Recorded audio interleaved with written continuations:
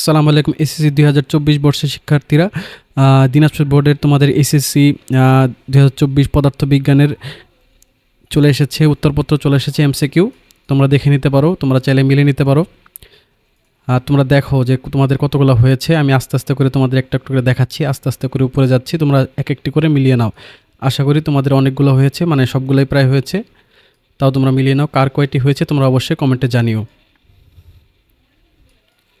আমি আবার তোমাদের দেখাচ্ছি, একটু অস্পষ্ট, বাট তোমরা চাইলে নাম্বার টু নাম্বার মিলিয়ে নিতে পারো। এটা হচ্ছে দিনাজপুর বোর্ডের জন্য সেট ক। প্রশ্ন একই থাকে, কিন্তু উল্টাপাল্টা থাকে, নাম্বারিং যেটা আছে সেটা উল্টাপাল্টা থাকে। দিনাজপুর বোর্ডের যারা শিক্ষার্থী আছো তাদের ফিজিক্স ডিপার্টমেন্ট, সায়েন্স ডিপার্টমেন্টের ফিজিক্সের প্রশ্ন এটি। তোমরা চাইলে মিলিয়ে নাও। আমি আবার দেখাচ্ছি, আস্তে আস্তে দেখাচ্ছি, তোমরা চাইলে এটি সম্পূর্ণ মিলিয়ে নাও। ওকে বন্ধুরা, আসসালামু আলাইকুম।